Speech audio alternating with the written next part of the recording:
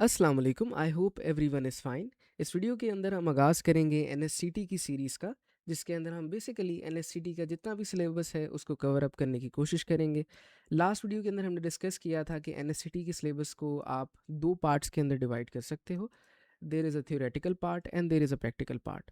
हम इस सीरीज़ के अंदर मेजरली प्रैक्टिकल जितना भी एस्पेक्ट है इस सिलेबस का उसको कवर अप करेंगे, और आज के वीडियो के अंदर हम देखेंगे कि आप प्रोग्रामिंग फंडामेंटल्स के साथ कैसे काम कर सकते हैं। बेसिकली एक प्रोग्रामिंग लैंग्वेज को आप कैसे सीख सकते हैं, या प्रोग्रामिंग लैंग्वेज के अंदर क्या क्या होता है। Specifically we will be working with Python programming language.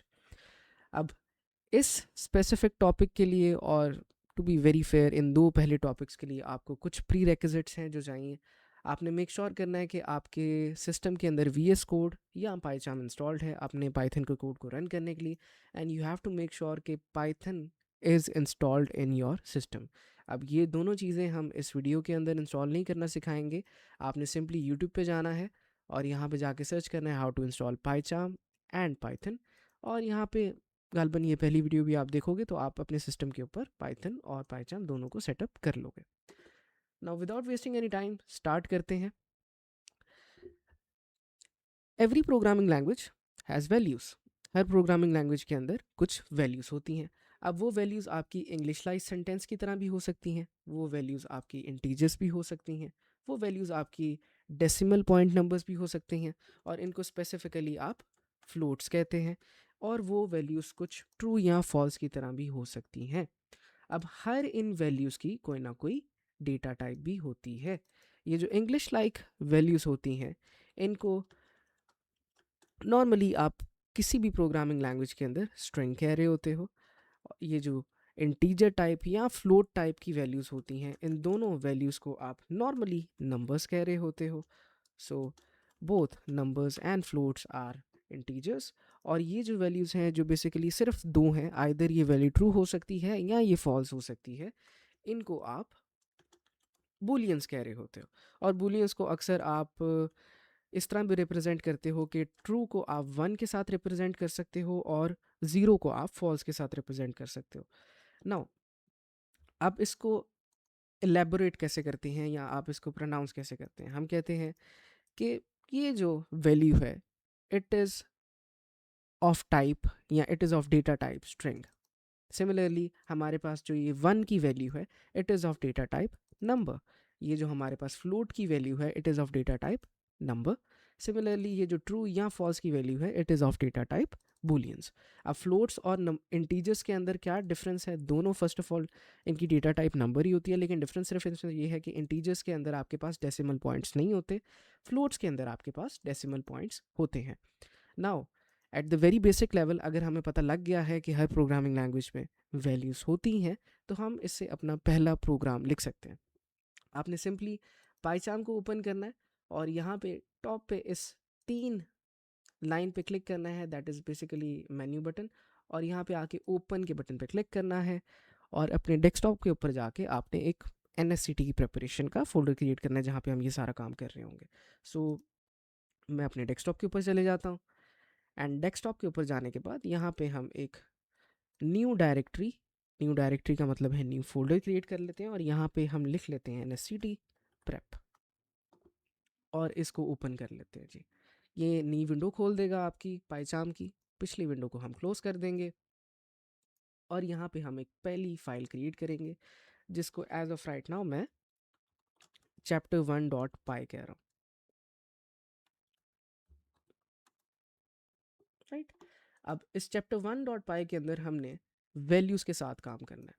सबसे पहले अभी हमने डिस्कस किए हैं कि हमारे पास डिफरेंट तरह की वैल्यूज़ होती हैं। हमारे पास स्ट्रिंग्स की वैल्यूज़ होती हैं, नंबर्स की होती हैं, बूलियंस की होती है। एज ऑफ राइट नाउ हम नंबर्स और स्ट्रिंग्स के साथ काम करेंगे। सो यहाँ पे हम लिख सकते हैं प्रिंट हेलो फ्रॉम डेवलपर बनो, और इस फाइल को अगर हम रन करते हैं तो हमारा प्रोग्राम हमें एक आउटपुट देता है, हेलो फ्रॉम डेवलपर बनो। अब ये प्रोग्राम बिल्कुल वही प्रोग्राम है जो आपने अक्सर प्रोग्रामिंग लैंग्वेजेस के अंदर स्टार्ट में पढ़ा होगा कि आपने हेलो वर्ल्ड को कैसे प्रिंट करना है। Now similarly you can also do something like this with numbers. आप नंबर्स को यहाँ पे प्रिंट कर सकते हो। बिल्कुल इसी तरीके से आप यहाँ पे इस चीज़ को प्रिंट कर सकते हो और यहाँ पे आप बूलियंस को भी प्रिंट कर सकते हो अगर आप करना चाहते हो। तो इसको अगर दोबारा रन करते हैं तो यहाँ पे हमारी वैल्यूज़ प्रिंट होके आ रही हैं।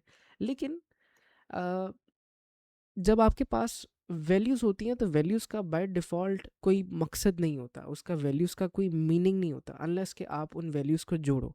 सेंटेंसेस के अंदर भी, इंग्लिश लैंग्वेज के अंदर भी अगर आप देखते हो, अगर हमारे पास वर्ड्स हैं, लेट्स से अभी हम सिर्फ स्ट्रिंग्स की बात करें, अगर मेरे पास एक स्ट्रिंग है इज़, या बेसिकली ये वर्ड है इज़, और मेरे पास एक वर्ड है इब्शाम, अगर मैं इनको अलग अलग लिखूंगा तो इनका कोई मकसद नहीं बनता, राइट? इनका कोई मीनिंग नहीं है इस इन्फॉर्मेशन का जो मेरे पास अवेलेबल है।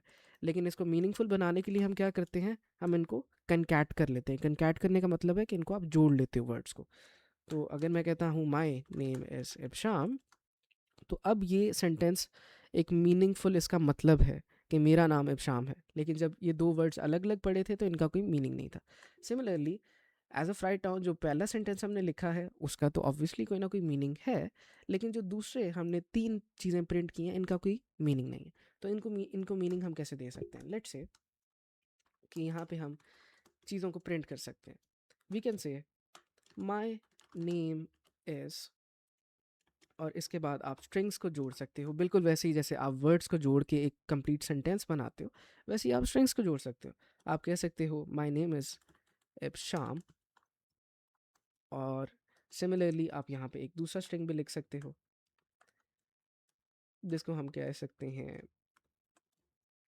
You know, do you know what is 2 + 2, right? और इसके बाद आप प्रिंट कर सकते हो, इस स्ट्रिंग को आपने क्लोज भी करना है, इसके बाद आप प्रिंट कर सकते हो 2 + 2। अब इस कोड को अगर आप पहली नज़र में देखते हो तो आपको समझ आ रहा है कि क्या होने वाला है। आपका जो प्रोग्राम है वो आपको पहले प्रिंट करके देगा माय नेम इज़ इब्शाम, और उसके बाद वो एक क्वेश्चन पूछेगा आपसे ही कि क्या आपको पता है कि 2 + 2 क्या होता है, और फिर बाद में वो इन दोनों नंबर्स को इवेल्युएट कर देगा। अगर हम इसको दोबारा रन करते हैं तो एक चीज़ है जो हम यहाँ पे मिस कर रहे हैं पहली लाइन के अंदर, उसको हम पहले रन करने के बाद, एरर को कॉज करने के बाद डिस्कस करते हैं। फर्स्ट ऑफ ऑल यहाँ पे लिखा है माय नेम इज़ इब्शाम, और उसके बाद उसने पूछा do you know what is 2 + 2, और उसके बाद उसने उसका आंसर बता दिया। अब ये लास्ट दो लाइन्स तो ठीक है, लेकिन पहली लाइन के अंदर हमने देखा कि माय नेम इज़ शाम के अंदर इसके बाद स्पेस नहीं है। अब ये क्यों नहीं है? क्योंकि ये दोनों सेंटेंसेस को जोड़ रहा है लेकिन स्पेस हमने ऐड नहीं की। इंग्लिश लैंग्वेज के अंदर भी यही होता है कि जब आप सेंटेंस को क्रिएट कर रहे होते हो तो स्पेसेस को आप खुद ऐड करते हो। अदरवाइज अगर आप ये लॉजिकल बेस नहीं क्रिएट करोगे तो आपके सेंटेंसेस आपस में जुड़े होंगे, राइट? आप ब्रेन का यूज़ करके, दिमाग का यूज़ करके खुद स्पेसेस को ऐड करते हो, वही स्पेसेस आपने यहाँ पे भी ऐड करनी होती हैं। कंप्यूटर इज़ कम्प्लीटली स्टूपिड, आप जब तक उसको पूरी इंस्ट्रक्शंस नहीं दोगे वो कुछ भी नहीं करेगा। आप इसके अंदर दो काम कर सकते हो, आइदर आप यहाँ पे स्पेस डाल सकते हो, अगर आप ऐसे इसको रन करोगे तो भी ये ठीक हो जाएगा, आइदर आप यहाँ पे एक स्पेस स्ट्रिंग को भी यूज़ कर सकते हो तो भी ये ठीक हो जाएगा। अभी बाद में हम डिस्कस करेंगे कि इसको और बेहतर तरीके से आप कैसे लिख सकते हो, but as of right now it is enough. तो आई होप कि आपको समझ आ गई होगी कि हमने अभी क्या किया है। हमने दो वैल्यूज़ के साथ काम किया है, हमने स्ट्रिंग्स के साथ काम किया है और स्ट्रिंग्स को हमने कनकैट करके देखा है, और हमने नंबर्स के साथ काम किया है और नंबर्स को हमने प्लस करके देखा है, राइट? अब इसके अलावा हम क्या कर सकते हैं, स्पेसिफिकली टॉकिंग अबाउट नंबर्स, और नंबर्स के अंदर अगर हम इंटीजर्स के साथ बात करें तो इंटीजर्स को आप ऐड कर सकते हो। सो 2 + 2, आप इंटीजर्स को माइनस कर सकते हो, आप इंटीजर्स को आपस में डिवाइड कर सकते हो, आप इंटीजर्स को आपस में मल्टीप्लाई कर सकते हो, आप इंटीजर्स का रिमाइंडर भी ले सकते हो। सो लेट से कि आप 10 को डिवाइड करते हो अगर 3 से, तो जो भी रिमाइंडर बचता है दैट इज़ 1, वो यहाँ पे इसका आंसर दे देगा। सिमिलरली आप पावर्स भी ले सकते हो। सो लेट से अगर मैंने 2 की पावर 2 लेनी है तो मैं यहाँ पे 2 मल्टीप्लाई के या 2 एस्ट्रिक के साइन का यूज़ करूँगा और यहाँ पे इस तरह कुछ लिख सकता हूँ। अब इन सारी चीज़ों को हमने दोबारा प्रिंट करना है। सो प्रिंट सिमिलरली प्रिंट, और अब अगर हम इसको रन करते हैं तो वी विल सी कि हमारे पास कुछ आंसर्स आए। 2 + 2 = 4, 2 - 2 = 0, 2 / 2 = 1.0। अब ये ज़ीरो क्यों आया है यहाँ पे, इसके बारे में डिस्कस करेंगे। एंड 2 × 2 = 4, 10/3, अगर आप 10 को 3 से डिवाइड करते हो तो 3 मैक्सिमम 9 तक जा सकता है, और जो वैल्यू रिटर्न, जो वैल्यू बेसिकली रिमेनिंग रहेगी वो आपका रिमाइंडर होता है, तो 1 इज़ द रिमाइंडर। सिमिलरली 2 की पावर 2 = 4। अब स्पेसिफिकली डिस्कस करते हैं कि आपने जब भी आप चीज़ों को डिवाइड करोगे, बेशक वो इंटीजर है या बेशक वो फ्लोट है, उसका आंसर हमेशा फ्लोट के अंदर ही आएगा। तो हम यहाँ पे लिख सकते हैं कि जब भी आप नंबर्स को डिवाइड करोगे, स्पेसिफिकली नंबर्स को डिवाइड करेंगे, आंसर हमेशा फ्लोट के अंदर ही आएगा। ओके, अब नेक्स्ट हम डिस्कस करेंगे कि आप इन वैल्यूज़ को जो आपने बनाना सीख ली हैं अभी तक, आप इन वैल्यूज़ को लेबल भी दे सकते हो। फॉर एग्जांपल, मेरे पास एक वैल्यू थी जिसको मैंने कहा था इब्शाम, राइट। अब इब्शाम क्या है? इब्शाम मेरा नाम है, तो मैं इसको लेबल दे सकता हूँ एक नेम का, राइट। मैं कह सकता हूँ नेम इज इक्वल टू इब्शाम। अब ये नेम क्या है?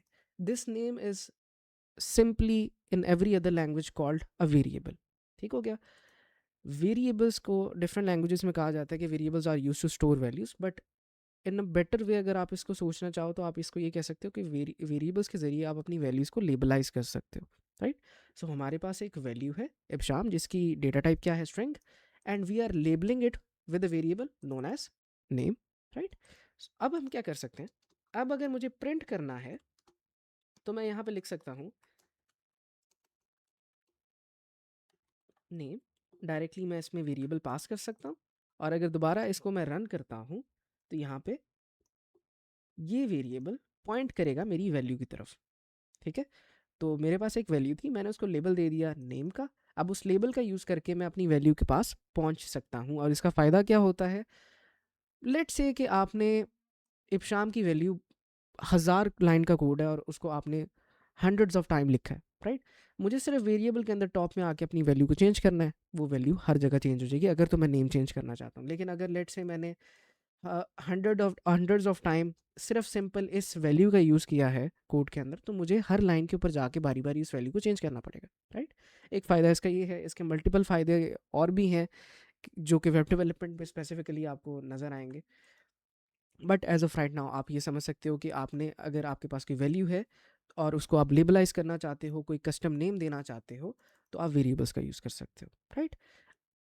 अब हम डिस्कस करते हैं जो हम कह रहे थे पहले कि अगर आपने स्ट्रिंग्स को कंकैटिनेट करना है, सो माय नेम इज इब्शाम, ये जो चीज़ आप कर रहे थे, it is good enough technique, आप इसका यूज़ कर सकते हो। बट इन पाइथन स्पेसिफिकली अगर आपने पाइथोनिक वे से चीज़ों को देखना है तो इट इज़ बेटर कि आप एफ स्ट्रिंग्स का यूज़ करें। ठीक है, अब एफ स्ट्रिंग्स क्या होते हैं? एफ स्ट्रिंग्स बेसिकली इसके आप जब भी स्ट्रिंग लिख रहे हो, सो माय नेम इज़, मैं कुछ इस तरह लिख सकता हूँ। पहले हम एरर को कॉज करेंगे, उसके बाद देखेंगे कि इसका सोल्यूशन क्या है।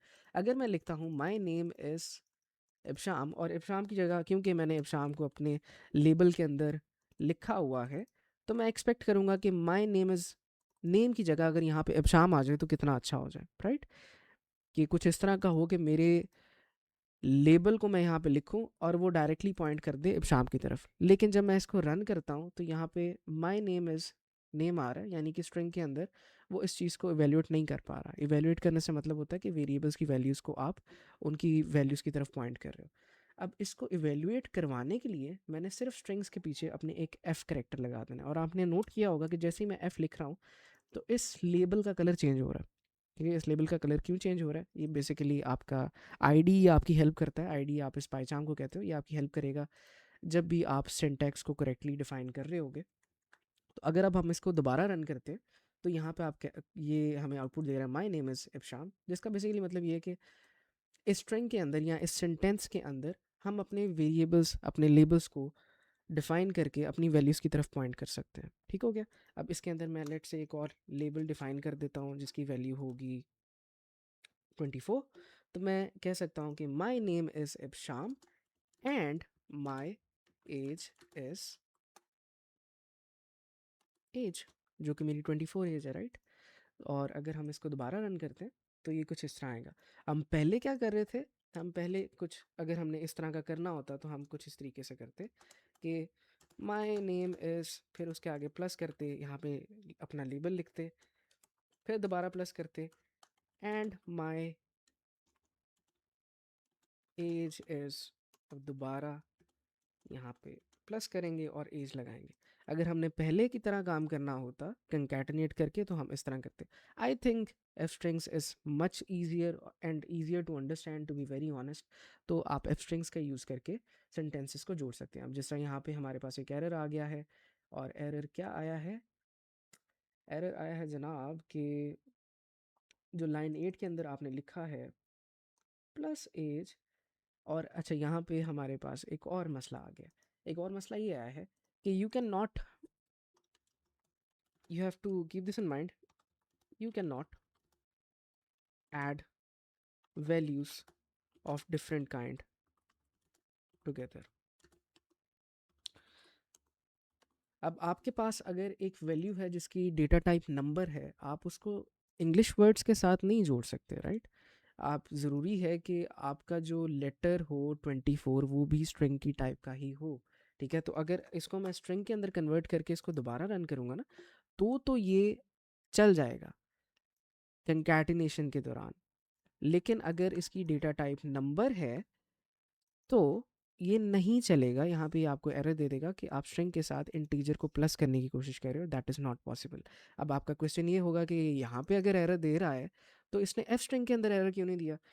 एफ स्ट्रिंग्स जो होते हैं they automatically basically convert everything into strings, ठीक है। तो f string convert everything into strings by default. तो अगर आप इसके अंदर इंटीजर लिख रहे हो, फ्लोट लिख रहे हो, वो बाय डिफ़ॉल्ट ऑटोमेटिकली स्ट्रिंग के अंदर कन्वर्ट हो जाएगा, इवेल्युएट हो जाएगा। तो इस वजह से भी आप एफ स्ट्रिंग्स का यूज़ करें, that is much better approach. आपको चीज़ें डिफ़ाइन करने में भी आसानी होगी और चीज़ें क्लियर रहती हैं। तो अगर आपने स्ट्रिंग्स को जोड़ना है आपस में, सेंटेंसेस को क्रिएट करना है, तो आपने हमेशा एफ स्ट्रिंग्स का यूज़ करना है। और अगर आपने नंबर्स के ऊपर ऑपरेशन करने हैं तो वहाँ पे आप अपने मैथमेटिकल ऑपरेटर्स का यूज़ कर सकते हो। अब नेक्स्ट हम डिस्कस करेंगे सम ऑफ द स्ट्रिंग मेथड्स जिसको हम यूज़ कर सकते हैं अपनी स्ट्रिंग वैल्यूज़ के ऊपर। सो लेट्स से कि हमारे पास हमने एक चीज़ प्रिंट की है, my name is Ibsham and my age is, जो भी आपकी एज है। लेकिन हम डिलिबरेटली यहाँ पे आके इब्शाम का आई छोटा कर देते हैं, और लेट्स से कि हम यहाँ पे नेम के अंदर एक चीज़ ऐड कर देते हैं चौधरी, और चौधरी को डेलिबरेटली जानबूझ के हम कैपिटल लिख रहे हैं।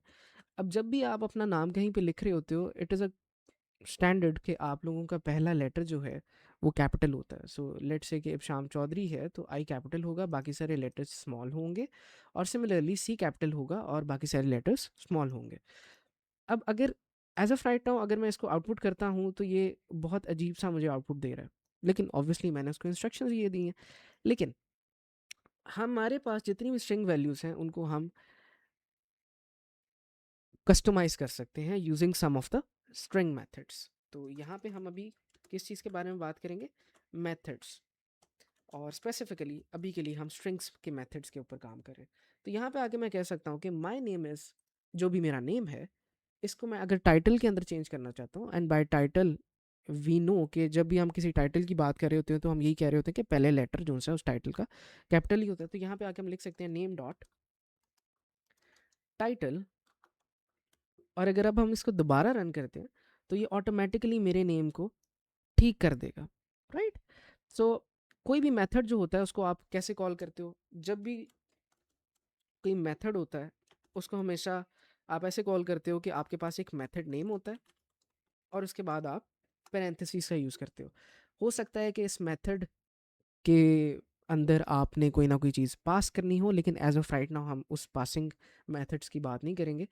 लेकिन बेसिक लेवल पे आप ये समझें कि आपके पास जितनी भी वैल्यूज़ हैं पाइथन के अंदर, there is 90% of the chance के उन वैल्यूज़ के लिए आपके पास मेथड्स अवेलेबल होंगे.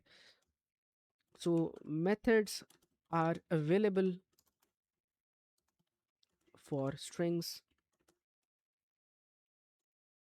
integers, basically numbers, and booleans by default in Python. तो Python के अंदर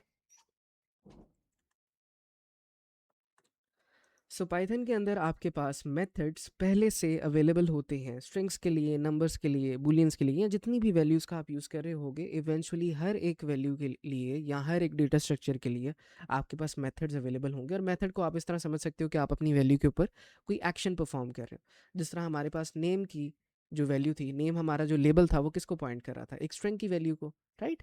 तो स्ट्रिंग की वैल्यू के ऊपर हमारे पास एक मेथड था जो कि हमारे कैरेक्टर्स को टाइटल के अंदर कन्वर्ट कर देगा, या हमारे सेंटेंस को टाइटल के अंदर कन्वर्ट कर देगा. जिसका सिंपल मतलब क्या है कि हर वर्ड के पहले लेटर को कैपिटलाइज कर दो. इसी तरीके से हमारे पास अपर का मेथड भी है. अगर आप इसको रन करोगे तो हमारे पास सारे लेटर्स कैपिटल हो जाएंगे. हमारे पास लोअर का मेथड भी है जिसको अगर आप रन करोगे तो आपके पास सारे लेटर्स स्मॉल हो जाएंगे. अब इसका फ़ायदा कहाँ होता है? लेट से एक सिनेरियो बिल्ड करते हैं कि आप फेसबुक पे जाके साइन अप कर रहे हो.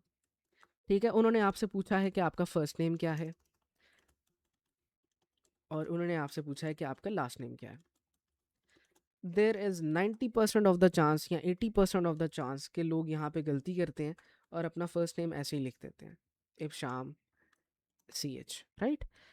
लेकिन जब आप अपनी प्रोफाइल पे जाते हो तो आप देखते हो कि आपकी प्रोफाइल पे आपका नाम ऐसे नहीं लिखा होता. आपकी प्रोफाइल पे आपका नाम लिखा होता है कुछ इस तरह से, इब्शाम CH, टोटली कैपिटलाइज होता है. तो होता क्या है, बिहाइंड द सीन इन्हीं दो लेटर्स को जो आप इनपुट करते हो वो टाइटल के अंदर कन्वर्ट कर लेते हैं. अब वो अपनी लैंग्वेज के मेथड्स के हिसाब से कर सकते हैं, जो भी लैंग्वेज वो अपने प्रोग्राम के अंदर यूज़ करें. But in Python we use title method, right. अब इसी तरीके से दूसरी एग्जाम्पल क्या होगी, दूसरी एग्जाम्पल होगी वो जो हमने लोअर का मेथड यूज़ किया था. यहाँ पे हो सकता है कि अगर आपने इंस्टाग्राम यूज़ किया हो तो वहाँ पे वो यूज़र नेम आपसे पूछते हैं. ऑल्दो मैं इंस्टाग्राम यूज़ नहीं करता, लेकिन अक्सर सोशल मीडिया प्लेटफॉर्म्स पे आपसे वो यूज़र नेम पूछते हैं. और हो सकता है कि आप अपना यूज़र नेम वहाँ पे कुछ ऐसे लिखते हैं, राइट, इफ्शाम CH2. लेकिन इवेंचुअली जब आप लॉगिन कर रहे होते हो, आप कभी भी अपना यूज़र नेम अगर ऐसे इनपुट करते हो तो एरर आता है. बिहाइंड द सीन क्या होता है, आपके हमेशा यूज़र नेम्स को लोअर केस कर दिया जाता है, राइट. ताकि ये अगर किसी का यूज़र नेम है और किसी दूसरे बंदे ने दोबारा इसी तरह के सेम यूज़र नेम के साथ अगर साइन अप करने की कोशिश की है लेकिन वो कैपिटलाइज्ड है, तो ये दोनों चीज़ें प्रोग्रामिंग लैंग्वेज के अंदर डिफरेंट कंसिडर की जाती हैं, because these are two different values. ठीक है. अब बात यह है, अगर हमने नॉर्मली सोशल मीडिया एप्लीकेशंस पे यूज़र नेम्स को यूनिक करना है तो आप इसी तरीके से कर सकते हो कि आप उसको लोअर कर दो और आप सिंपली कह दो कि अगर ये यूज़र नेम डेटाबेस के अंदर पहले से अवेलेबल है तो आप इसको ऐड ना करवाओ या इसको साइन अप ना करवाओ. उसको कहो कि अपना यूज़र नेम चेंज करें, जो भी बंदा साइन अप कर रहा है, राइट. तो बिहाइंड द सीन हम क्या करते हैं कि हम इस वैल्यू को लोअर कर देते हैं. तो आई होप कि आपको एग्जाम्पल की समझ आ गई होगी. अभी तक हमने वैल्यूज़ के बारे में डिस्कशन की, डेटा टाइप्स के बारे में डिस्कशन की, वेरिएबल्स देखे, बेसिक स्ट्रिंग एक्शंस देखे, एफ स्ट्रिंग्स देखे, नंबर्स एंड ऑपरेशंस देखे. अब नेक्स्ट हम डिस्कस करते हैं कि अंडरस्कोर्स एंड नंबर्स का क्या मतलब है. अगर लेट से मैं यहाँ पे आके एक बहुत बड़ा नंबर प्रिंट करता हूँ, राइट, कुछ इस तरह. अब मुझे नहीं पता कि एग्जैक्टली ये नंबर किस चीज़ को रिप्रेजेंट करता है. ये 10 बिलियन है, ये 100 बिलियन है, ये 10 बिलियन है, ये क्या है. जब आपने इस तरह की चीज़ों को, इस तरह के नंबर्स को अपने लिए आसानी पैदा करने के लिए, पढ़ने के लिए लिखना हो तो आप अंडरस्कोर का यूज़ कर सकते हो. फॉर एग्जांपल अगर मैंने 1 मिलियन लिखना है तो मैं कुछ इस तरह लिख सकता हूँ, 1 लाख हो गया. और सिमिलरली अगर एक ज़ीरो और लगाऊंगा तो ये 1 मिलियन हो जाएगा. नो आई नो कि ये 1 मिलियन मैंने लिखा है, और ये पाइथन जो होगा बाय डिफ़ॉल्ट इन अंडरस्कोर को इग्नोर कर देगा. अगर मैं इसको प्रिंट करता हूँ तो यहाँ पे 1 मिलियन ही यहाँ पे प्रिंट हो रहा है, वो अंडरस्कोर्स अंदर प्रिंट नहीं हो रहे. तो नंबर्स के अंदर जितनी भी नंबर्स की वैल्यूज़ हैं आप उनके अंदर अंडरस्कोर्स का यूज़ करके अपनी आसानी के लिए, रीडेबिलिटी के लिए देख सकते हो कि नंबर्स की एग्जैक्ट वैल्यू क्या है। सिमिलरली अब नेक्स्ट डिस्कस करते हैं कि पाइथोनिक कॉन्स्टेंट्स क्या हैं। Now keep this in mind कि बाय डिफ़ॉल्ट पाइथन के अंदर, पाइथन लैंग्वेज के अंदर आपके पास कॉन्स्टेंट्स नहीं होते। By default there are no constants in Python language, alright.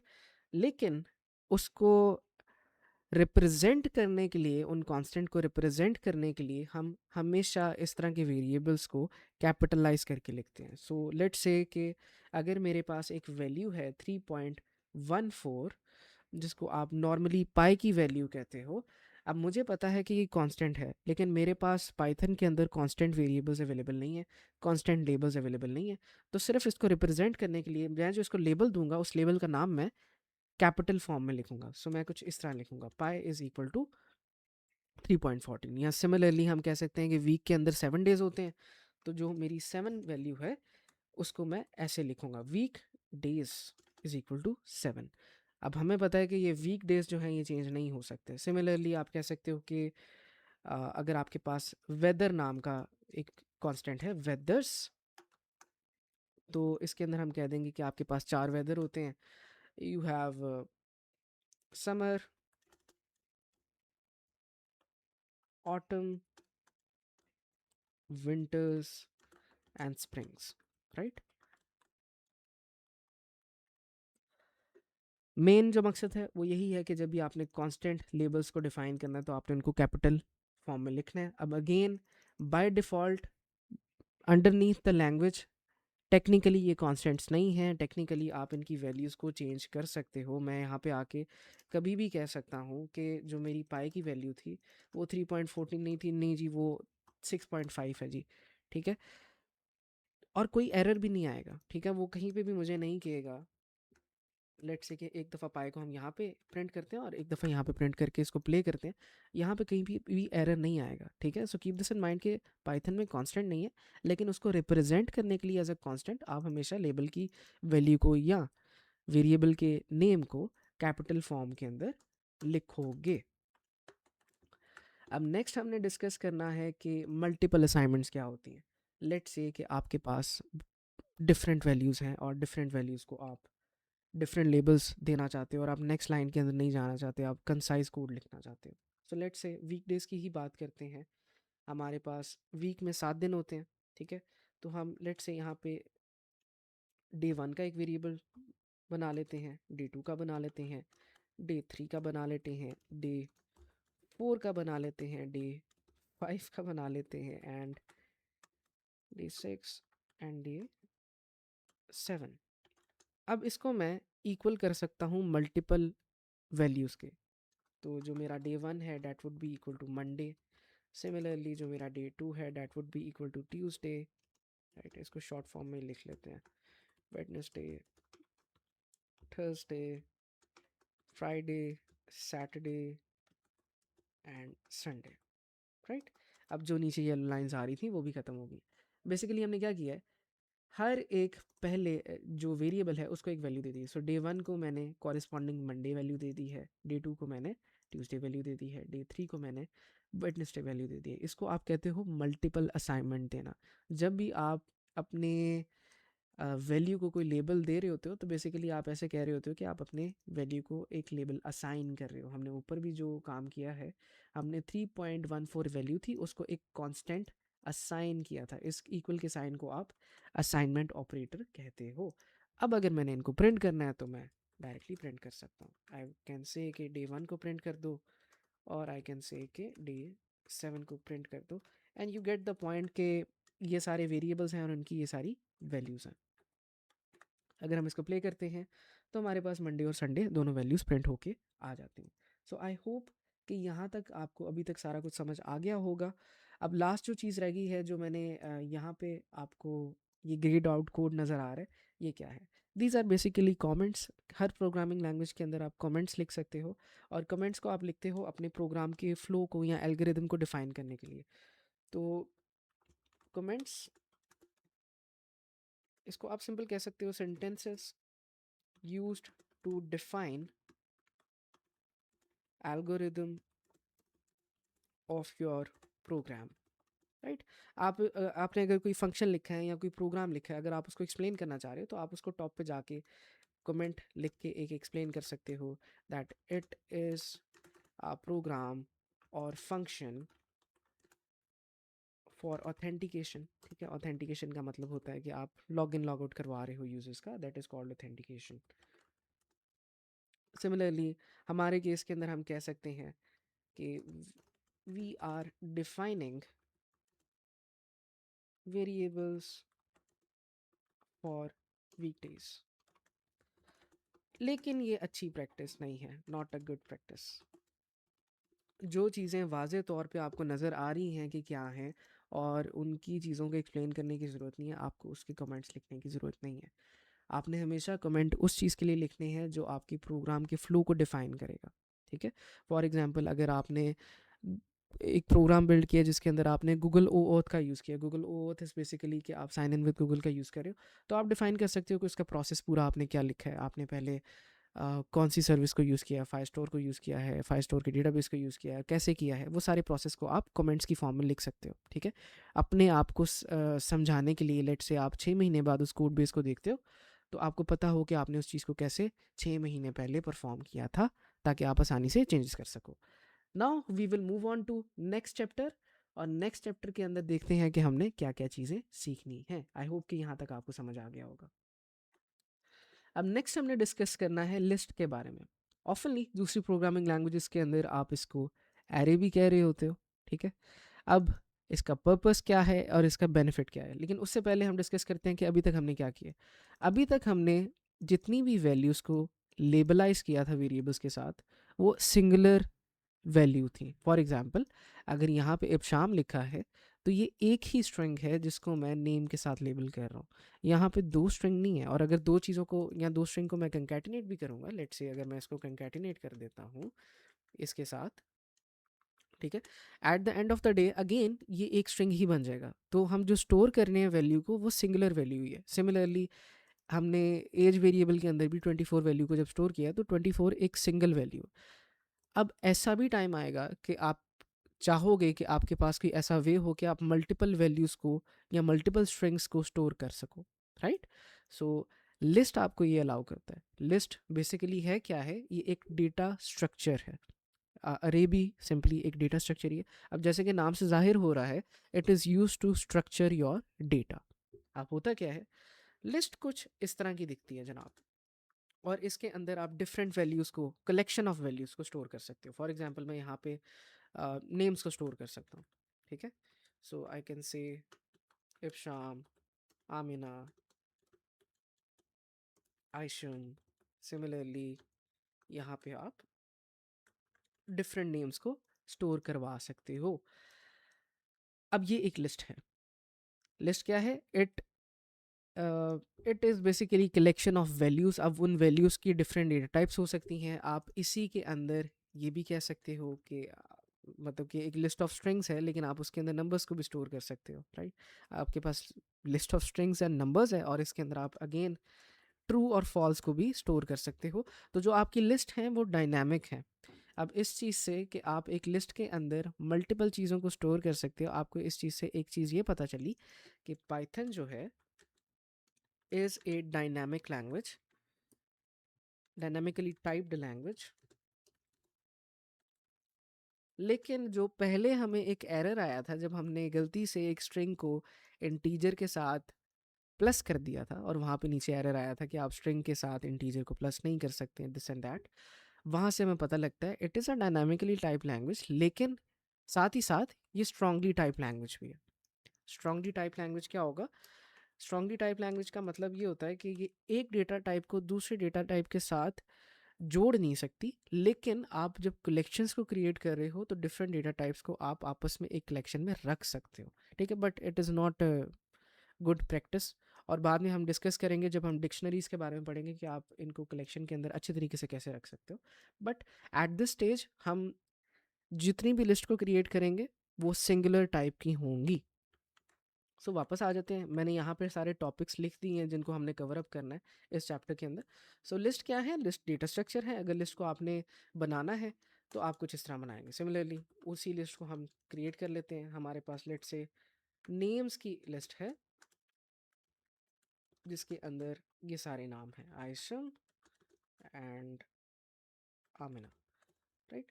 अब अगेन इस डेटा स्ट्रक्चर को मैं लेबलाइज कर सकता हूँ यूजिंग वेरिएबल। सो मैं कह सकता हूँ नेम्स इज इक्वल टू ये वाली लिस्ट।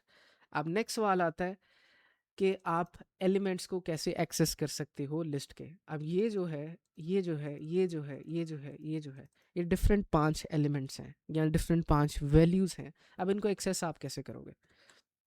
जो भी आपकी अरे होती है या लिस्ट होती है, राइट नाउ हमारे पास ये लिस्ट है, इसके कलर को हम चेंज कर लेते हैं ब्लैक कलर के अंदर। हर लिस्ट के अंदर जितने भी एलिमेंट्स होते हैं या जितनी भी वैल्यूज़ होती हैं वो किसी ना किसी पोजीशन पे पड़ी होती हैं, और हमेशा लिस्ट की अरेज की पोजीशनिंग स्टार्ट होती है ज़ीरो से। सो लेट से कि हम कह सकते हैं कि इब्शाम की जो वैल्यू है वो ज़ीरो इंडेक्स पे पड़ी है, आमिना की जो वैल्यू है वो 1 पोजीशन पे पड़ी है, आयशम की जो वैल्यू है वो 2 पोजीशन पे पड़ी है। अच्छा, इस पोजीशन को आप इंडेक्स भी कहते हो, इसी वजह से यहाँ पे ज़ीरो पढ़ते हुए मैंने इंडेक्स बोल दिया था। आप इसको पोजीशन भी कह सकते हो, इंडेक्स भी कह सकते हो। इब्शाम की वैल्यू 0 इंडेक्स पे या 0 पोजीशन पे पड़ी है, आमिना की वैल्यू 1 इंडेक्स पे या 1 पोजीशन पे पड़ी है। सिमिलरली 3, 4 और 5, 6 और आगे सारा कुछ आप देख सकते हो, राइट। अब यहाँ पे भी अगर मैंने अपनी वैल्यूज़ को एक्सेस करना है तो सिंपली मैं नीचे आके लिखूँगा नेम्स, उसके बाद लिस्ट का सिंबल दूंगा और सिंपली अपनी इंडेक्स का या पोजीशन का नंबर दे दूंगा। जब मैं कह रहा हूँ नेम्स 0 तो इसका मतलब है कि मैं इब्शाम की तरफ पॉइंट कर रहा हूँ। और अगर इसी को मैं प्रिंट करता हूँ, लेट से प्रिंट नेम्स 0, और इसको अगर हम रन करते हैं तो यहाँ पे वो इब्शाम को प्रिंट करके दे देगा। अगेन क्योंकि ये वैल्यू है तो आप इसको एफ स्ट्रिंग के अंदर लिख के आगे इसका पूरा सेंटेंस भी क्रिएट कर सकते हो। तो आप कुछ इस तरह कह सकते हो कि माई नेम इज़, अगेन क्योंकि ये वेरिएबल है तो वेरिएबल को आप इसके अंदर इवेल्युएट कर सकते हो। जब आप लिखोगे नेम्स 0 तो ये इवेल्युएट कर देगा इस वैल्यू के इक्वल इसको, ठीक है। अगेन रन करेंगे माई नेम इज़ इब्शाम। अब इसकी पोजीशन अगर चेंज करके देखते हैं, लेट से अगर मैं कहता हूँ कि 3, दोबारा रन करते हो तो यहाँ पे आ जाएगा माई नेम इज़ आयशम। तो 0, 1, 2, 3, 3 इंडेक्स पे आयशम पड़ा हुआ है, तो यहाँ पे आ रहा है माई नेम इज़ आयशम। अब नेक्स्ट डिस्कस करते हैं कि लेट से कि आपके पास एक सिनेरियो है कि आपके पास यूज़र डेटाबेस है, ठीक है। ये हमारे पास यूज़र डेटाबेस है और हमारी वेबसाइट पे कोई आया है और उसने आके जनाब किया है साइन अप किया है अली नाम के बंदे ने। अब क्या मैं वहाँ पे कंपनी में वहाँ पे वाज़े तौर पे बैठा हूँ कि मैंने अली के नेम को इस लिस्ट के अंदर या अरे के अंदर ऐड करना है? नहीं, लिस्ट के अंदर ऑटोमेटिकली जैसे यूज़र इनपुट करता है डेटा ऐड हो जाना चाहिए। तो उसके लिए आप क्या करोगे? आप यहाँ पे अपेंड का यूज़ कर सकते हो। आप लिख सकते हो यूज़र डेटाबेस के अंदर जिस भी यूज़र ने आपको डेटा दिया उसके अंदर उसके डेटा को अपेंड कर दो। हमारे केस में अली ने डेटा दिया है, अली को हमने अपेंड किया। जैसे ही यहाँ पे हमें कोई एरर नज़र नहीं आया। अब दोबारा हम यहाँ पे डेटाबेस को अपने प्रिंट करके देख लेते हैं। So print user database play करेंगे तो आप देखोगे कि इस अपेंड की लाइन के बाद आपकी डेटाबेस के अंदर अली भी लास्ट पे आ चुका है। अब आपने ये चीज़ याद रखनी है कि अपेंड का जो फंक्शन है या अपेंड का जो मेथड है ये एंड पे चीज़ों को ऐड करता है। तो अगर मैंने यहाँ पे अली लिखा है तो ये अली को एंड पे ऐड करेगा। सिमिलरली अगर नेक्स्ट लाइन के अंदर मैं अहमद लिख लेता हूँ तो ये एंड पे अहमद को ऐड कर देगा। इसको दोबारा प्रिंट कर लेते हैं। पहले इसने अली को ऐड किया और फिर उसने अहमद को ऐड कर दिया, ठीक है। अब आपको यहाँ से प्रिंटिंग से ये भी समझ आ रहा है कि जब हमने पहली दफ़ा अपेंड ऐड किया था यहाँ पे अली ऐड हुआ था। उससे पहले अगर आप प्रिंट करोगे यूज़र डेटाबेस को जहाँ पे हमने अली को ऐड नहीं किया हुआ एट दैट टाइम, तो वहाँ पे आमना तक का डेटा शो हो रहा होगा, ठीक हो गया। इसी तरीके से आप इंसर्ट का यूज़ कर सकते हो। अब अपेंड के अंदर क्या थी कंडीशन कि हमेशा हमारा जो भी यूज़र होगा या जो भी वैल्यू होगी वो लास्ट पे ऐड होगी। इंसर्ट का यूज़ करके आप स्पेसिफिक इंडेक्स के अंदर भी वैल्यूज़ को ऐड कर सकते हो। सो फॉर एग्जांपल आप कह सकते हो यूज़र डेटाबेस के अंदर इंसर्ट कर दो वन पोजीशन के अंदर एक वैल्यू को जिसका नाम है इश्तियाक। अब होगा क्या, जब हम कह रहे हैं कि वन पोजीशन के अंदर इश्तियाक को ऐड करो, सो बेसिकली हम कह रहे हैं कि ये सारी जितनी भी वैल्यूज़ हैं, अगर ये सिलेक्ट हो जाए, जो कि ये नहीं हो रहा, तो बेसिकली इनको कट ऑफ कर लेते हैं। हम बेसिकली कह रहे हैं कि वन इंडेक्स के ऊपर इश्तियाक आ जाए, राइट, और बाकी सारी जितनी भी वैल्यूज़ हैं वो आगे शिफ्ट हो जाएंगी। ठीक है, जब हम कह रहे हैं अगेन कि इश्तियाक वन इंडेक्स के ऊपर आ जाए, तो हो गया जो पहले आमना बैठी हुई थी वन इंडेक्स के ऊपर, वो आगे शिफ्ट हो जाएगी अगले इंडेक्स के ऊपर, और कॉरेस्पॉन्डिंगली बाकी वैल्यूज़ भी आगे ही शिफ्ट हो जाएंगी। सो अब इसको अगर हम प्रिंट करते हैं यूज़र डेटाबेस को, सिंपल प्रिंट यूज़र डेटाबेस, तो यहाँ पे हमें नज़र आता है कि इश्तियाक वन के ऊपर आ गया, और जो पहले वैल्यू हमारी वन के ऊपर थी वो टू पे चले गई है, और क्योंकि वो टू पे गई है तो आगे वाली वैल्यूज़ भी अगली पोजीशन पे चले गई हैं। सो हमारी जो पोजीशनिंग है वो शिफ्ट हो गई है। लेकिन यहाँ पे इंसर्ट के अंदर हमारे पास ये फिजिबिलिटी कि आप अपनी मर्ज़ी से इंडेक्स के ऊपर वैल्यूज़ को ऐड कर सकते हो। अब जैसे हमने अपेंड के अंदर देखा कि आप लास्ट लिस्ट के बिल्कुल लास्ट पे वैल्यू को डाल सकते हो, आप लिस्ट के बिल्कुल लास्ट से वैल्यू को निकाल भी सकते हो, और उसके लिए आप यूज़ करते हो पॉप फंक्शन का। ठीक हो गया, तो अगर आप लिखते हो यूज़र डेटाबेस डॉट पॉप, तो ये बेसिकली क्या करेगा, जो भी एट दिस स्टेज या एट दिस टाइम स्पॉट आपकी लिस्ट के अंदर लास्ट वैल्यू है, जो कि हमारे केस में अहमद है, तो ये उसको पॉप कर देगा। पॉप करने से मुराद है उसको निकाल देगा डेटाबेस के अंदर से ही, और फिर आपको वो रिटर्न भी कर देगा वो वैल्यू। सो बेसिकली ये करेगा क्या, लिस्ट में से उस वैल्यू को निकाल देगा, या आप इसको सिंपल ये भी कह सकते हो कि डिलीट कर देगा। ठीक है, अगर आप इसको बाद में प्रिंट भी करते हो यूज़र डेटाबेस को, तो आपको पता लगेगा कि इस पॉप की लाइन के बाद अब अहमद जो है एग्जिस्ट नहीं करता लिस्ट के अंदर। अब ये मैं क्यों कह रहा हूँ कि निकाल देगा, क्योंकि निकाल के आप इस वैल्यू को यूज़ भी कर सकते हो, वो इस तरह से कि आप पॉप जो भी की है आपकी लास्ट वैल्यू, उसके अंदर आप कह सकते हो कि पॉप्ड यूज़र या डिलीटेड यूज़र। ठीक है, और इसको अगर रन करते हो तो कोई आपको एरर नहीं आ रहा, लेकिन अगर आप प्रिंट करते हो डिलीटेड यूज़र को, तो आपके पास इस डिलीटेड यूज़र की इंफॉर्मेशन अब अवेलेबल है, राइट। अब ये आप कहाँ पे यूज़ कर सकते हो, फॉर एग्जांपल आपने कोई टास्क डिलीट किया है, तो आप मतलब वाज़े तौर पे देखना चाहते हो कि आपने कौन सा टास्क डिलीट किया है, तो ऊपर एक मैसेज आ जाएगा, you have successfully deleted this task. या इवन कि अगर आप यूज़र भी डिलीट कर रहे हो, तो वहाँ पे आ जाएगा एक मैसेज के अंदर कि you have deleted the specific user, जिसका नाम, जो भी आपने डिलीटेड यूज़र से इन्फॉर्मेशन निकालोगे वो नाम आप वहाँ पे पास कर सकते हो। अब नेक्स्ट डिस्कस करते हैं कि पॉप के बाद आप स्पेसिफिक इंडेक्स के ऊपर कैसे चीज़ें डिलीट कर सकते हो। तो इसके लिए आप डेल कमांड का यूज़ करोगे। डेल कर दो यूज़र डेटाबेस में से उसको जो भी वन इंडेक्स के ऊपर है, और इसके बाद अगर हम दोबारा से प्रिंट करते हैं यूज़र डेटाबेस को, तो इश्तियाक को अब डिलीट हो जाना चाहिए। तो अगर रन करते हैं तो इश्तियाक यहाँ से डिलीट हो गया। अब क्योंकि जब हमने इश्तियाक को स्पेसिफिक पोजीशन पे ऐड किया था, सारी चीज़ें आगे शिफ्ट हो गई थी। अब क्योंकि वो डिलीट हो गया तो सारी चीज़ें दोबारा पीछे को शिफ्ट हो गई हैं लेफ्ट साइड पे, राइट। तो आई होप कि यहाँ तक आपको समझ आ गई होगी। अब लास्ट चीज़ ये है कि आपने अपनी लिस्ट के डेटा को सॉर्ट कैसे करना है। सॉर्ट करने का क्या मतलब होता है कि उसको आप अरेंज कैसे करोगे, ऑर्गेनाइज कैसे करोगे। इन सारी चीज़ों को अभी के लिए डिलीट कर देते हैं, और यहाँ पे आके एक सिंपल लिस्ट क्रिएट करते हैं 1 2 3 4 5 6 7 8 9 और 10 की। अब लेट से कि मैंने इसको फर्स्ट ऑफ ऑल तो करना है, उल्ट करना है। तो उल्ट करने के लिए मैं यहाँ पे रिवर्स फंक्शन का यूज़ कर सकता हूँ। मैं कह सकता हूँ नंबर्स डॉट रिवर्स, और अब अगर आके मैं इसको प्रिंट करूँगा नंबर्स लिस्ट को, तो ये नंबर्स रिवर्स हो चुके होंगे, यानी कि लास्ट वाला आइटम शुरू में आ जाएगा, शुरू वाला आइटम लास्ट में चला जाएगा। 10 9 8 7 6 5 4 3 2 1, राइट।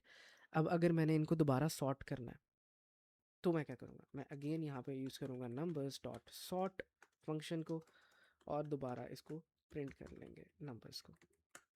अब हमें पता है रिवर्स की वजह से उल्ट हो गया था। अब सॉर्ट की वजह से क्या होगा, ये दोबारा से सीधे हो जाएंगे। सो 1 2 3 4 5 6 7 8 9 10, राइट। आई होप कि यहाँ तक समझ आ गई होगी। अब इसके अलावा आप क्या कर सकते हो, अब इन दोनों चीज़ों में सिर्फ मसला ये है कि रिवर्स का फंक्शन और सॉर्ट का फंक्शन आपकी अर्रे को, ओरिजिनल अर्रे को या ओरिजिनल लिस्ट को परमानेंटली चेंज कर देता है, जो कि मोस्ट ऑफ द टाइम आप नहीं चाह रहे होते। तो इस चीज़ को सॉल्व करने के लिए आप सॉर्टेड फंक्शन का यूज़ कर सकते हो। फॉर एग्ज़ाम्पल, जब मैंने अपनी लिस्ट को रिवर्स किया है, एज ऑफ राइट नाउ मुझे पता है कि मेरी लिस्ट परमानेंटली रिवर्स हो चुकी है, लेकिन मैं चाहता हूँ कि मैं इसको सॉर्ट करूँ, मेरी ओरिजिनल रिवर्स रे भी एग्जिस्ट करे और सॉर्टेड रे की कॉपी भी मेरे पास आ जाए। तो मैं यहाँ पे सॉर्टेड फंक्शन का यूज़ करूँगा। सॉर्टेड के अंदर अगर मैं नंबर्स लिस्ट को पास कर देता हूँ और फिर आके इसको एटलीस्ट अभी प्रिंट करते हैं, तो आपको नज़र आएगा कि सॉर्टेड अरे हमारी ये है। लेकिन अगर इसके बाद दोबारा से मैं अपनी ओरिजिनल नंबर्स अरे को करता हूँ प्रिंट, तो ओरिजिनल नंबर्स अरे हमारी रिवर्स्ड वाली ही है, ठीक है। यानी कि जो यहाँ पे ये सॉर्टेड अरे रिटर्न कर रही है वैल्यू हमें, ये एक कॉपी है उस अरे की। तो क्योंकि ये रिटर्न कर रही है, तो आप इसको स्टोर भी कर सकते हो। तो मैं कह सकता हूँ sorted list is equal to sorted numbers, और यहाँ पे सॉर्टेड लिस्ट को मैं प्रिंट कर लूँगा, दोबारा रन करूँगा, तो यहाँ पे हमारे पास पहले रिवर्स्ड लिस्ट आ गई, फिर सॉर्टेड लिस्ट आ गई। लेकिन ये अ, एक दूसरे से डिफरेंट हैं। इनकी जो मेमोरी लोकेशन है रैम के अंदर, या आप इसको सिंपली कह लो कि मेमोरी के अंदर इन दोनों डेटा स्ट्रक्चर्स की जो लोकेशन है वो डिफरेंट है, ये दोनों सेम नहीं है। अच्छा जी, अब लास्ट है कि आप len या लेंथ फंक्शन का यूज़ करके अपनी लिस्ट के पूरे एलिमेंट्स के नंबर्स देख सकते हो कि टोटल नंबर्स कितने हैं। तो आप यहाँ पे लिख सकते हो numbers basically length is equal two numbers या लिस्ट जो भी आपकी होगी, और इसको अगर आप प्रिंट कर देते हो डायरेक्टली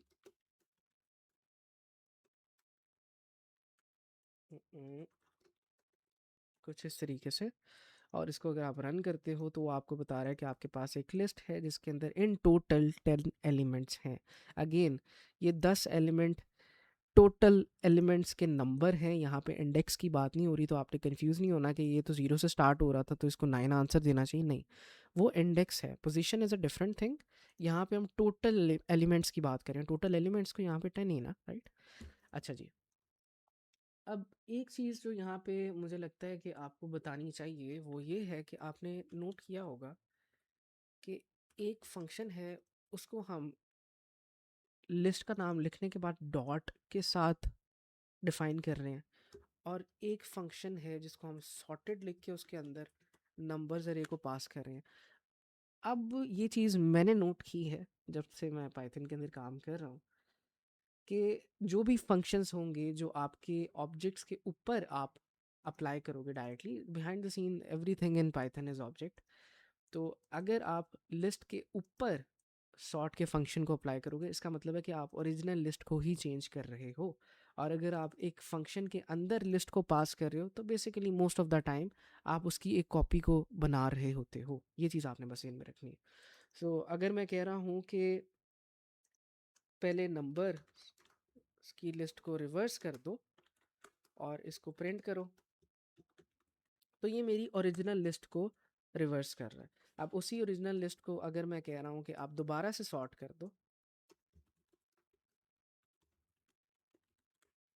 तो ये ओरिजिनल ही लिस्ट को दोबारा सॉर्ट कर देगा। लेकिन जब मैं सॉर्टेड का यूज़ कर रहा हूँ, तो ये उस लिस्ट की एक कॉपी बनाएगा, फिर उसको सॉर्ट करेगा।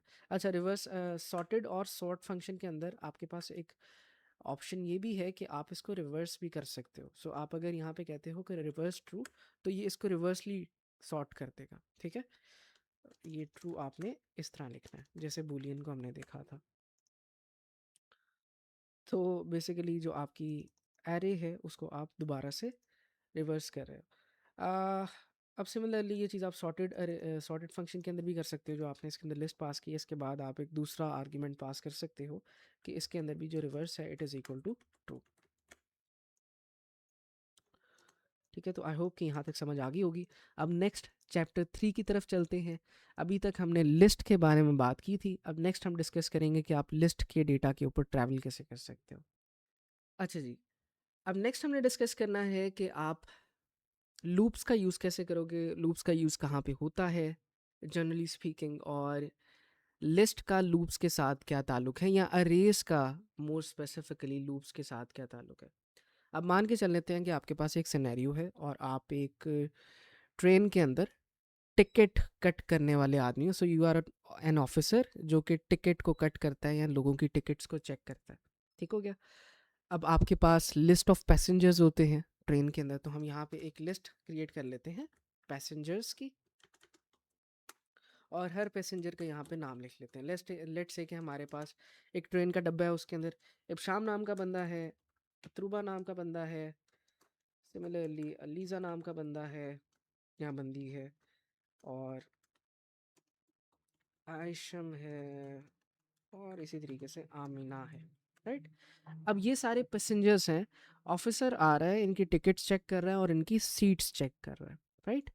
अब आप क्या करोगे, रियल वर्ल्ड में क्या होता है, वो जो टिकट वाला आदमी होगा, ऑफिसर होगा, वो ट्रैवल करेगा वन बाय वन, हर एक आदमी के पास जाएगा, उनके टिकट चेक करेगा और उनको एक आउटपुट के अंदर अपने मतलब मुंह से जवाब दे देगा कि हाँ जी आप अप्रूव्ड हो गए हो, या वो कह देगा कि हाँ जी आपकी सीट यही वाली है एंड यू आर कन्फर्म्ड। ठीक हो गया। अब यही सेम चीज़ आप यहाँ पे कैसे करोगे, आप इसके ऊपर लूप चला सकते हो, आप इसके ऊपर ट्रैवल कर सकते हो। हम लॉजिकली क्या कर रहे होंगे, हम बारी बारी हर एक आदमी के ऊपर ट्रैवल करेंगे और एक सेंटेंस क्रिएट करेंगे। फॉर एग्जाम्पल मैं कह सकता हूँ फॉर पर्सन इन पैसेंजर्स। अब जब हम यहाँ पे फॉर पर्सन इन पैसेंजर लिख रहे हैं ना, ये बेसिकली हम फोर लूप का यूज़ कर रहे हैं। आप अक्सर दूसरी लैंग्वेजेस के अंदर भी फोर लूप्स का यूज़ करोगे, और 100% ऑफ द टाइम्स आप नेचुरली किसी अरे के ऊपर ही ट्रैवल कर रहे होगे। तो हम यहाँ पे कहेंगे फॉर पर्सन इन पैसेंजर्स, हम कह रहे हैं फोर लूप चलाओ पैसेंजर्स अरे के ऊपर, और हर एक जो बंदा है उसको एक नाम दे दो, टेम्परेरी वेरिएबल या टेम्परेरी लेबल दे दो पर्सन का। और अभी के लिए हम यहाँ पे कह देते हैं प्रिंट कर दो हर पर्सन को। ठीक है, आप ये समझें कि आप ऑफिसर हो, आप जाके हर बंदे से उसका नाम पूछ रहे हो। ठीक हो गया। सो जैसे ही हम इसको रन करेंगे तो ये हमें लिस्ट दे देगा उन सारे बंदों की जो उस ट्रेन के अंदर अवेलेबल है। ठीक है, तो हमने यहाँ पे क्या किया, हमने ट्रैवल किया बारी बारी पैसेंजर्स के लिस्ट के ऊपर, हर पैसेंजर को हमने लेबल दे दिया है पर्सन का। मैं पहले पर्सन के पास गया, उसका नाम क्या था इब्शाम, फिर मैं दूसरे पर्सन के पास गया, उसका नाम क्या था अतरूबा, तीसरे पर्सन के पास गया, उसका नाम था अलीज़ा। अब इसी को थोड़ा सा इंक्रीज करते हैं, हम कहते हैं कि हमारी जो सीट है वो स्टार्ट होती है 1 से, और यहाँ पे हम एक एफ स्ट्रिंग से सेंटेंस बना देते हैं और कह देते हैं person Ibsham has a seat number of seat number. ठीक है, अगर आप सिर्फ पहले बंदे के ऊपर ट्रैवल करोगे तो ये क्या प्रिंट करेगा, Ibsham has a seat number of, और सीट नंबर क्या है मेरा 1 है। अब क्या अतरूबा भी सीट नंबर 1 पे बैठेगी, नहीं, ऑब्वियसली आपको सीट नंबर चेंज करना पड़ेगा। तो यहाँ पे आके फोर लूप के अंदर ही आप कह सकते हो कि seat number is equal to seat number plus 1। अब इसको दोबारा प्रिंट करते हैं, तो ये क्या कहेगा, Ibsham has a seat number of 1, Atruba has a seat number of 2, Aliza has a seat number of 3, 4 and 5 correspondingly आप बाकी सारे देख सकते हो। अब स्पेसिफिकली बात करते हैं इस लाइन के बारे में। हमने यहाँ पे क्या कहा था कि सीट नंबर की जो भी वैल्यू है उसको पकड़ो, उसके अंदर एक प्लस करो सीट नंबर, और दोबारा इस पूरी वैल्यू को इवेल्युएट करके लेबल दे दो सीट नंबर का ही। अब जब आप इस तरह की चीज़ों के साथ काम कर रहे होते हैं ना, जब आप बेसिकली सिमिलर वेरिएबल के साथ काम कर रहे होते हो और उसके अंदर एक एक चीज़ को इंक्रीमेंट कर रहे होते हो, तो आप इस चीज़ को इम्प्लिसिटली भी लिख सकते हो। इम्प्लिसिट से मतलब होता है कि एक शॉर्टकट वे के अंदर भी लिख सकते हो, और आप इसको कुछ ऐसे लिख सकते हो कि प्लस इक्वल 1। अब ये वाला लाइन ऑफ कोड और ये वाला लाइन ऑफ कोड बिल्कुल सेम है। इसी तरीके से अगर लेट से मैं इसके अंदर से माइनस करता कुछ, तो यहाँ पे मैं माइनस भी लिख सकता था। आप इसको डिवीजन और मल्टीप्लाई के साथ भी कर सकते हो, लेकिन बेसिक लेवल पे लेके चलें अभी तो वो ज़्यादा बेहतर है। जब आप ये वाला लाइन ऑफ कोड लिख रहे हो, तो ये वाला लाइन ऑफ कोड भी अगर आप लिखोगे तो दोनों का रिजल्ट सेम होगा। तो इसको आप निकालो, इसको दोबारा रन करते हैं, और अगेन 1 2 3 4 4 5 वहाँ पे लिखा हुआ आ रहा है। अच्छा, अब कुछ बच्चे यहाँ पे कभी कभार गलती कर देते हैं, यहाँ पे वो सीट नंबर लिख देते हैं। अब इससे नुकसान क्या होता है? देखें, हम कह रहे हैं कि सीट नंबर के अंदर सीट नंबर प्लस कर दो, जिसका मतलब ये है कि पहली इटरेशन के अंदर जो कि 1 था, तो हम क्या करेंगे, 1 के अंदर 1 प्लस कर देंगे, तो दूसरी इटरेशन में वो 2 हो जाएगा। लेकिन क्योंकि दूसरी इटरेशन में वो 2 हो गया है, तो 2 के अंदर 2 प्लस करोगे तो ये 4 हो जाएगा 3 की जगह। फिर यहाँ पे 4 के अंदर 4 प्लस करोगे 8 हो जाएगा, 8 के अंदर 8 प्लस करोगे 16 हो जाएगा। तो ये आपकी कैलकुलेशन गलत हो जाएगी। तो मेक श्योर कि आप इसको सही तरीके से यूज़ करो, और इंक्रीमेंट जब आप कर रहे हो तो यहाँ पे 1 ही लगाएं। ठीक है, आई होप कि यहाँ तक आपको ये चीज़ समझ आ गई होगी।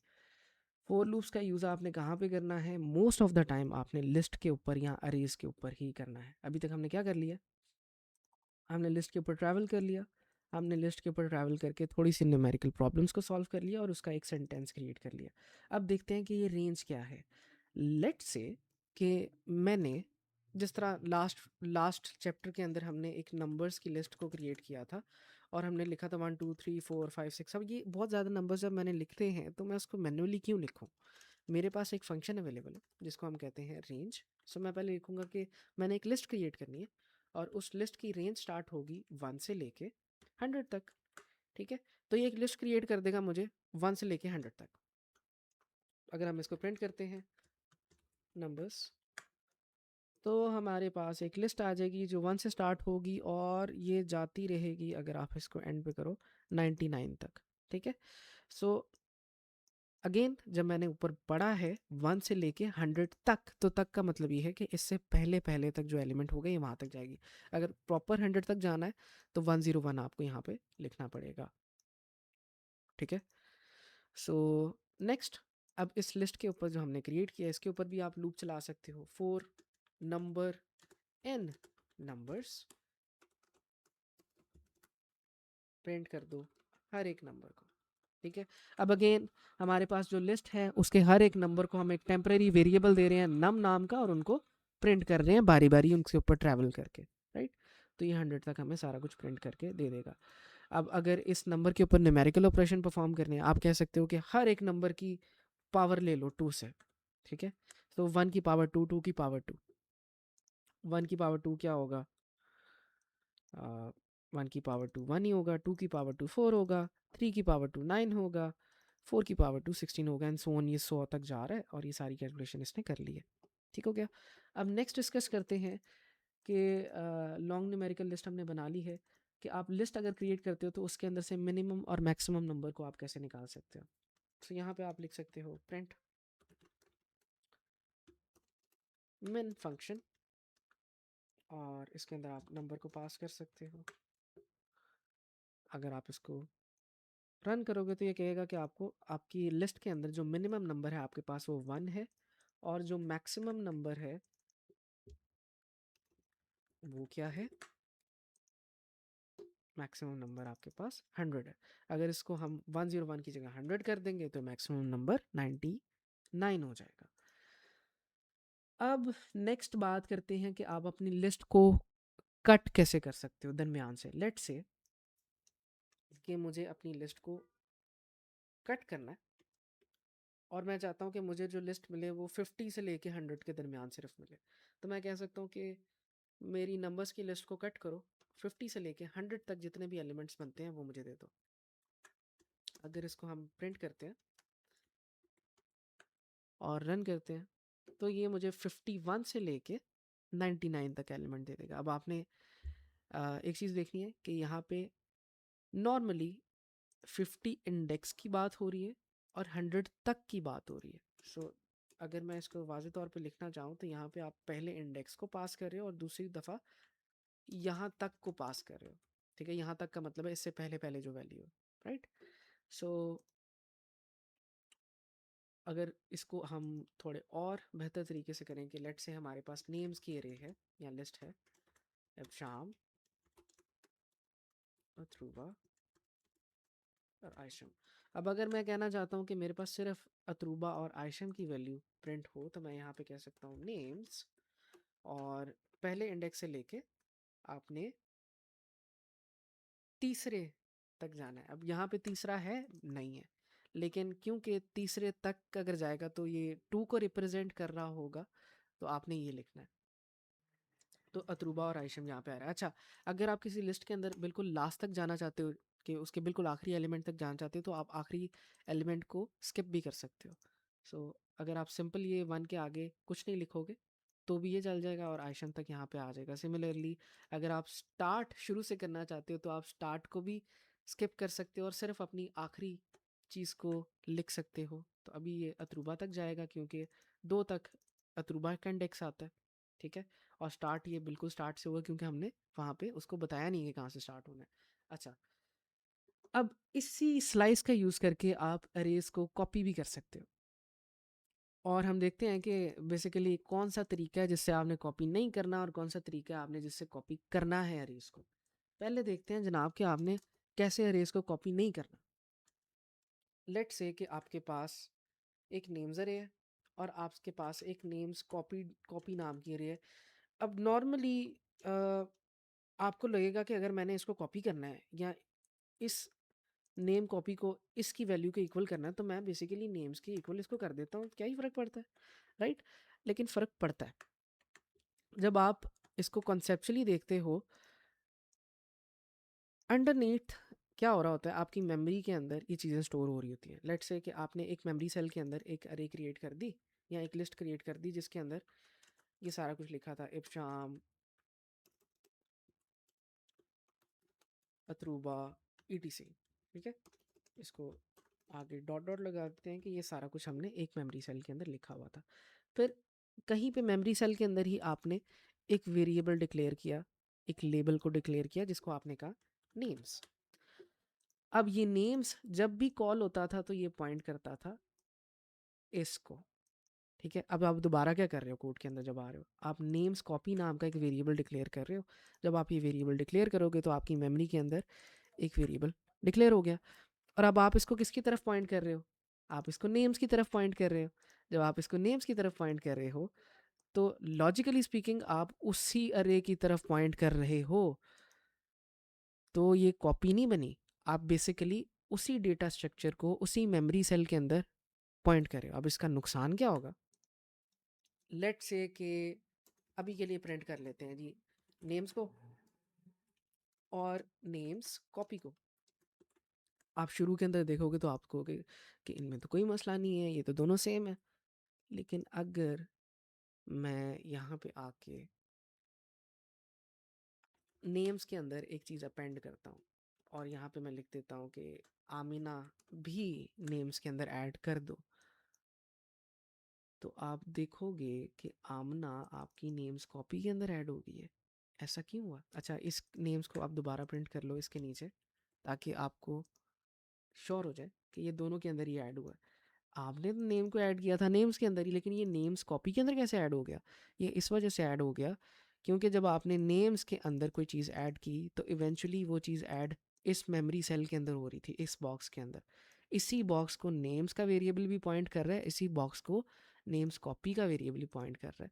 तो ये एक गलत तरीका है कॉपी करने का। ओके, आपने जब भी कॉपी करना है आपने यूज़ करना है अपने स्लाइसिंग मेथड का। सो फॉर एग्जांपल, अगर मुझे नेम्स की कॉपी चाहिए तो मैं कहूँगा कि मुझे नेम्स की कॉपी दे दो, और नेम्स की कॉपी का एक मैं स्लाइस क्रिएट कर लूँगा, ठीक है। अब स्लाइस क्रिएट मैं कैसे कर रहा हूँ, मैं बेसिकली ना स्टार्टिंग पॉइंट दे रहा हूँ उसको, ना एंडिंग पॉइंट दे रहा हूँ, जिसका मतलब ये है कि वो शुरू से स्टार्ट होगा और एंड तक जाएगा, उसकी एक कॉपी क्रिएट करेगा और वो कॉपी को मैं पॉइंट कर दूंगा नेम्स कॉपी की तरफ। सो बेसिकली होगा क्या, एक नया मेमोरी सेल क्रिएट होगा, उसके अंदर इसी की कॉपी क्रिएट हो जाएगी और ये नेम्स कॉपी अब इस नए मेमोरी सेल की तरफ पॉइंट कर रहा है। तो अगर मैं नेम्स के अंदर अब चेंज करता हूँ तो नेम्स कॉपी के अंदर चेंज नहीं होगा। Both of them are living in a different memory cell, तो जो भी चेंजेस होंगे वो डिफरेंटली इंडिपेंडेंट होंगे इन दोनों चीज़ों के लिए। सो आपने जो कॉपीज़ क्रिएट करनी है वो इस तरह करनी है। अब दोबारा इसके ऊपर मेथड्स को अप्लाई करके देख लेते हैं। अगर मैं आमना ऐड करता हूँ नेम्स के अंदर और नेम्स को प्रिंट करता हूँ, और इसी के बाद अगर मैं प्रिंट कर देता हूँ नेम्स कॉपी को और रन करते हैं, तो आप देख रहे हो नेम कॉपी के अंदर आमना नहीं आई, आमना सिर्फ और सिर्फ नेम्स के अंदर गई है, क्योंकि इनका मेमोरी एड्रेस जो है वो डिफरेंट है। ओके, अब लास्टली ट्यूपल्स क्या होते हैं, या इसको अक्सर टपल्स भी कहते हैं। टपल्स क्या होते हैं? टपल्स या ट्यूपल्स आर बेसिकली लिस्ट ही होती हैं ये, लेकिन इनको आप मॉडिफाई नहीं कर सकते, आप इनके ऊपर चीज़ों को अपेंड नहीं कर सकते। ठीक है, आप इनके अंदर चीज़ों को अपडेट नहीं कर सकते। अच्छा, लिस्ट के अंदर एक चीज़ रह गई थी कि आप लिस्ट के अंदर एलिमेंट्स को अपडेट कैसे कर सकते हो। लेट से हमारे पास हम ज़ीरो इंडेक्स के एलिमेंट को की वैल्यू को अपडेट करना चाहते हैं, तो यहाँ पे आके हम सिंपली लिखेंगे नेम्स, ज़ीरो इंडेक्स पकड़ो उसका और उसको इक्वल कर दो इक्वेरियस के। और अगर अब हम इसको प्रिंट करते हैं नेम्स की एरे को या लिस्ट को, तो इक्वेरियस यहाँ पे हमें नज़र आ जाएगा। अपडेट आपने इस तरह करना है। अब लास्टली देख लेते हैं ट्यूपल्स क्या हैं। अगेन, ट्यूपल्स आपकी बेसिक लिस्ट ही हैं, लेकिन आप इनको मॉडिफाई नहीं कर सकते। अब ट्यूपल लिखने का तरीका क्या होता है? अगर इसी नेम्स की एरे को अगर मैंने ट्यूपल के अंदर कन्वर्ट करना है, तो मैं इसके जो स्क्वायर ब्रैकेट्स हैं उनको सर्कल ब्रैकेट्स के अंदर कन्वर्ट कर दूंगा, अब ये ट्यूपल बन जाएगी। लेकिन ट्यूपल्स आपने किसी मकसद के लिए यूज़ करनी है, राइट? आप ट्यूपल सिर्फ तब यूज़ करोगे जब आपने इस तरह की वैल्यूज़ लिखनी है जिनको आपने नॉर्मली चेंज नहीं करना बाद में। फॉर एग्जांपल, आप कह सकते हो कि मैंने एक गेम बनाई है और उसकी जो डायमेंशंस हैं वो 1080 बाय 1920 होनी चाहिए, वो फुल एच डी के अंदर ही चलनी चाहिए, उससे कम की रेजोल्यूशन में नहीं चलनी चाहिए।